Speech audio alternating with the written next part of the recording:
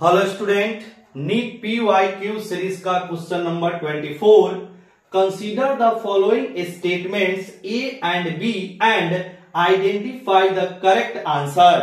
और यहां पे दो स्टेटमेंट है। स्टेटमेंट ए बोल रहा है for a solar cell the IV characteristics lies in the fourth quadrant of the given graph, और इस यहां पे ग्राफ दिया हुआ है। और स्टेटमेंट बी बोल रहा है in a reverse bias PN junction diode the current measured in microampere is due to majority charge carrier. और इसके लिए यहां चार ऑप्शन दिया हुआ है, और ये जो क्वेश्चन है वो नीट 2024 में आया हुआ क्वेश्चन है। क्लियर? ये आपका थ्योरेटिकल क्वेश्चन है और बहुत ही आसान क्वेश्चन है।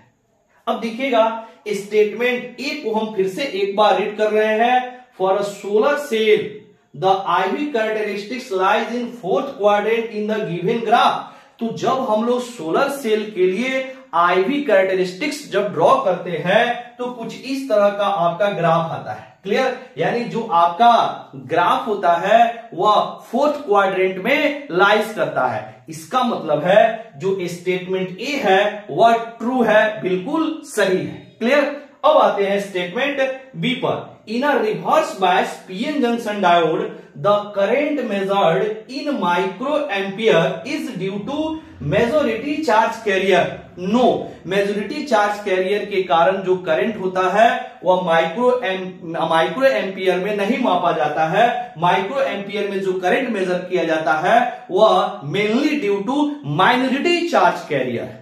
क्लियर? अब यहां पर जो आपका स्टेटमेंट बी है वह फॉल्स हो रहा है, यानी स्टेटमेंट ए ट्रू और स्टेटमेंट बी जो है वह फॉल्स है। क्लियर? अब इसके आधार पे हम लोग यहां पे चार जो ऑप्शन दिया उसको पढ़ते हैं। Statement A is correct and या फिर but statement B is incorrect, यानी कि ये आपका ऑप्शन सही है। स्टेटमेंट जो ए है वह आपका करेक्ट होगा और स्टेटमेंट बी जो होगा वह आपका इनकरेक्ट होगा, यानी कि पहला ऑप्शन यहां बन रहा है A is correct but B is incorrect.